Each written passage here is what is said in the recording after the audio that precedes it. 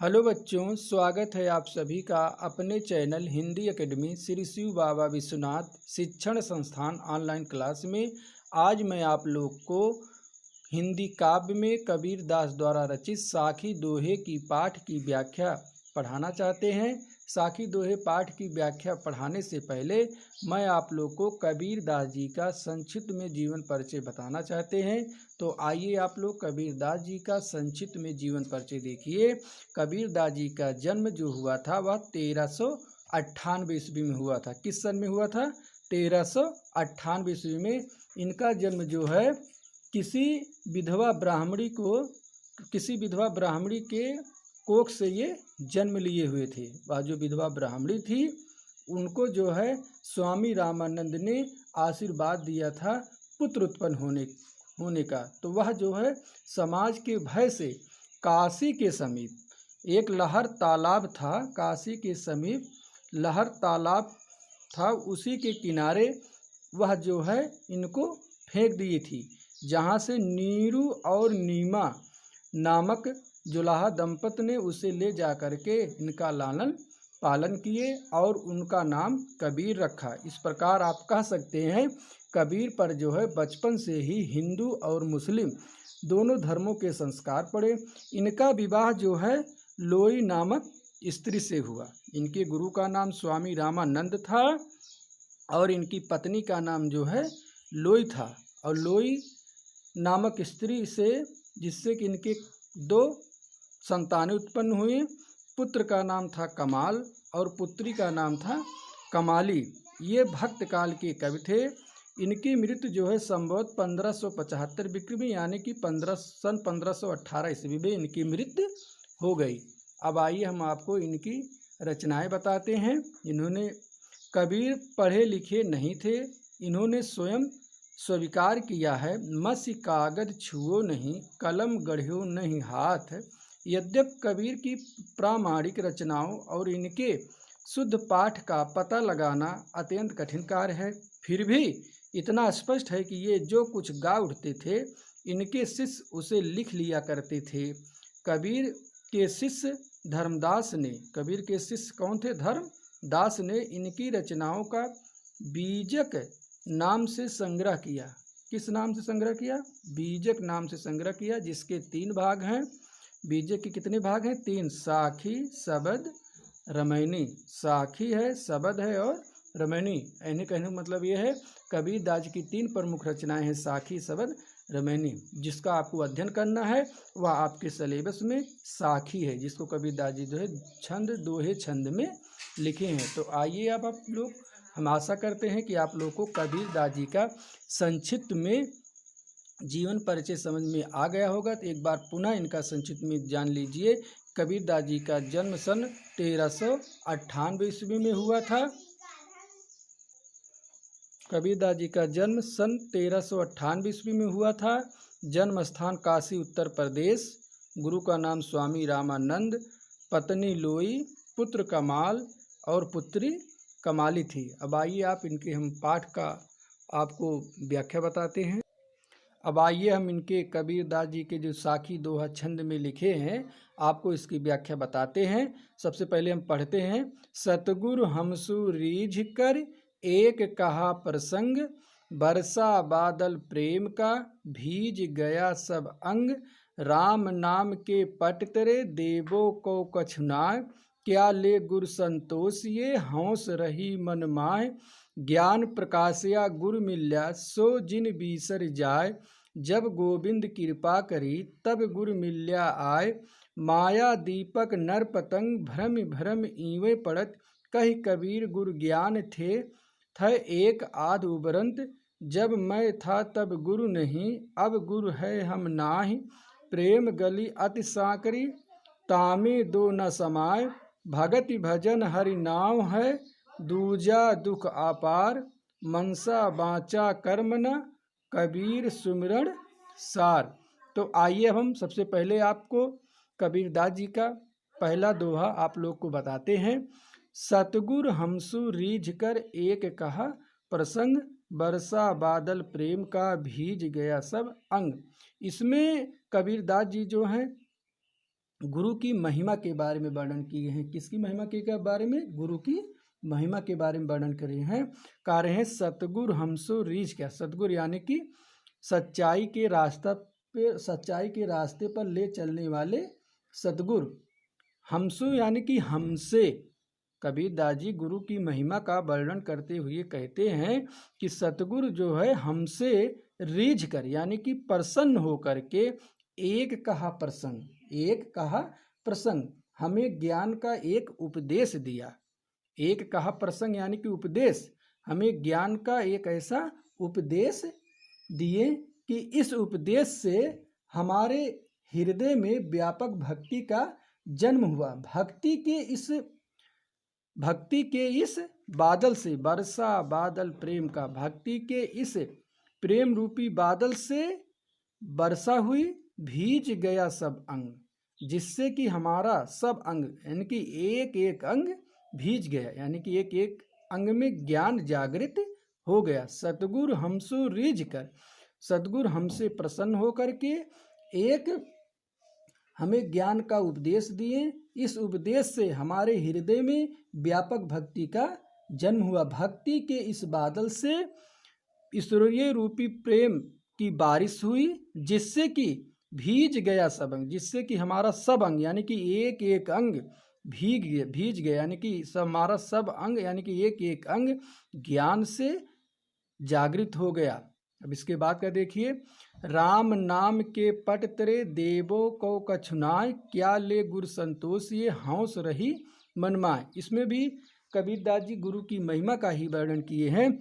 कह रहे हैं कि राम नाम के पट तरे यानी कि उसके बदले में जो गुरु ने मुझे राम का नाम दिया है, राम नाम की भक्ति दिया है, उसके बदले में, उस राम नाम की भक्ति ज्ञान के बदले में देवो को कछुनाय, कछ यानी कि कुछ, ना यानी कि नहीं, उसके बदले में उनको गुरु दक्षिणा के रूप में देने के लिए मेरे पास कछुना यानी कि कुछ नहीं है।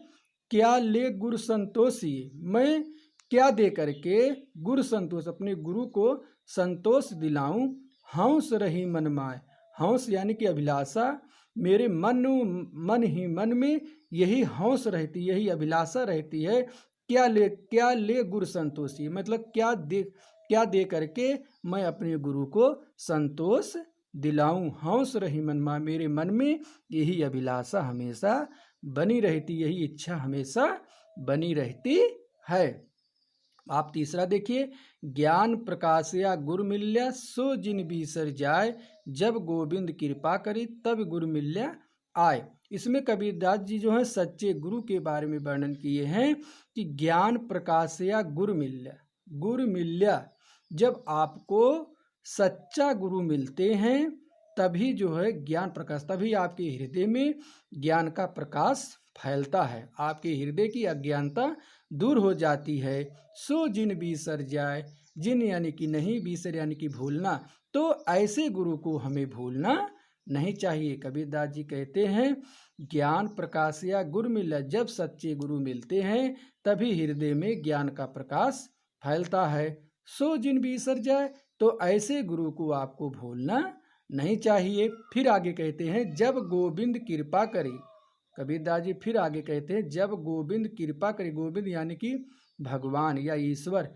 जब ईश्वर हमारे ऊपर कृपा करते हैं तब गुरु मिल्य आए, तभी जो हमें सच्चे गुरु मिलते हैं, अन्यथा नहीं। तो ऐसे गुरु को हमें सो जिन बीसर जाए, तो ऐसे गुरु को हमें भूलना नहीं चाहिए। फिर आगे देखिए, माया दीपक नर पतंग, भरम भरम ईवे पड़ती, कह कबीर गुरु ज्ञान थे एक आध उबरंत।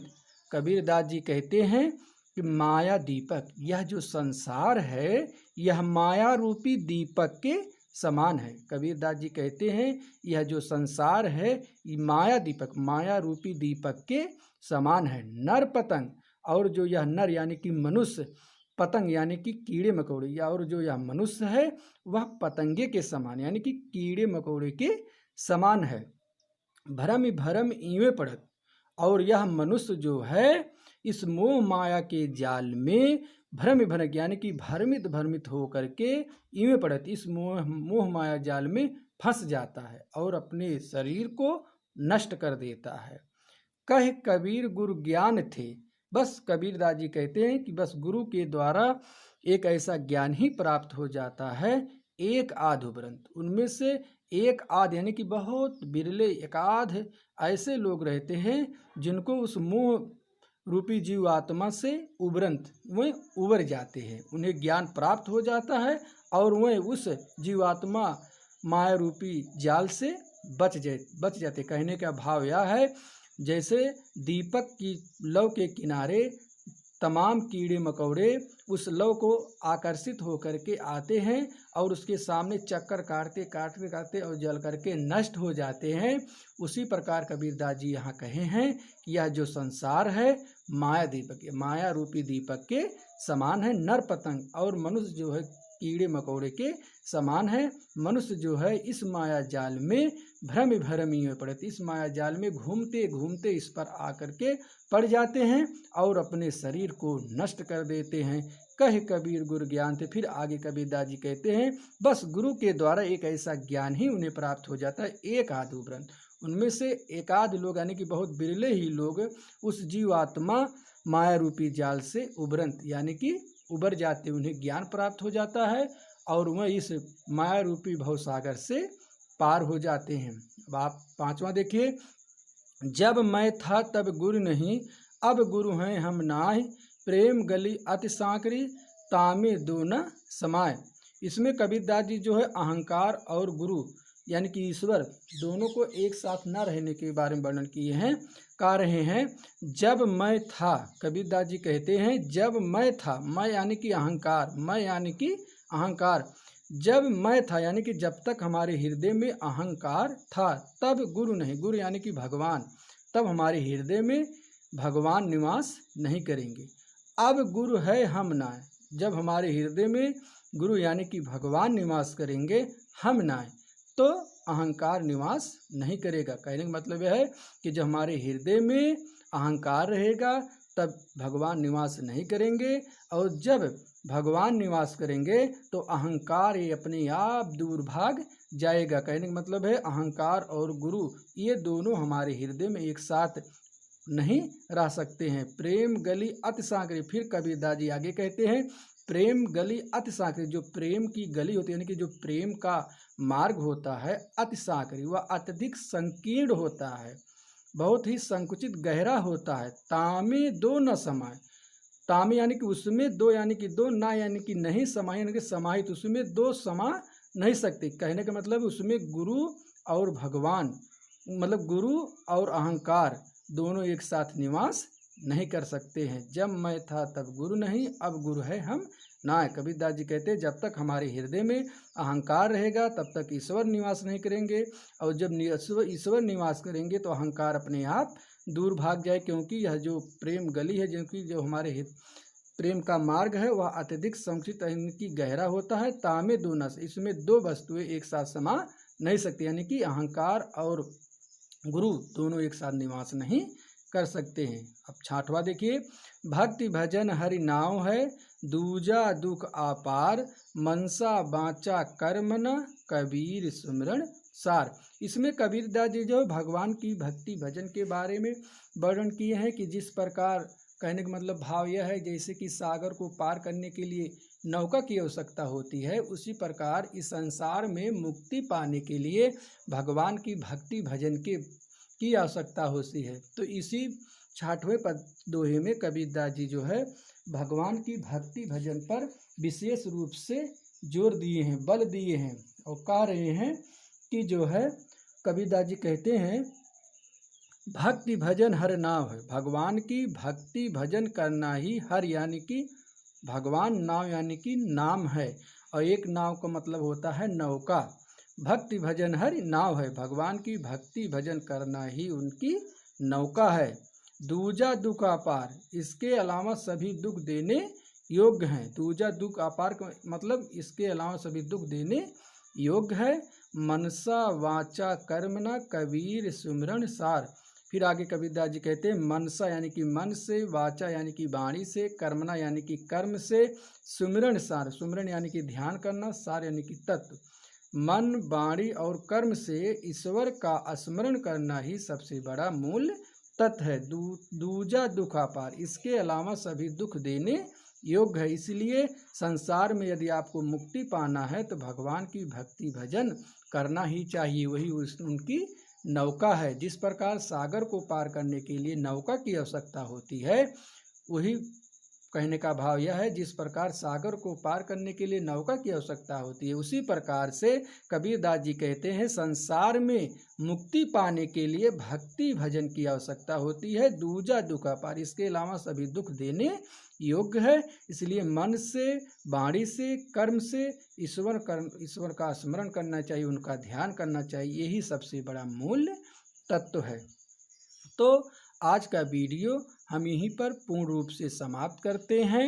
हम आशा भी करते हैं कि आप लोग को ज़रूर समझ में आ गया होगा। आप लोग या मेरा वीडियो 2-3 बार देखना ताकि पूर्ण रूप से आपको समझ में आ जाए। अब इसी तरह का वीडियो लेकर के हम अगले वीडियो के साथ मिलते हैं। धन्यवाद।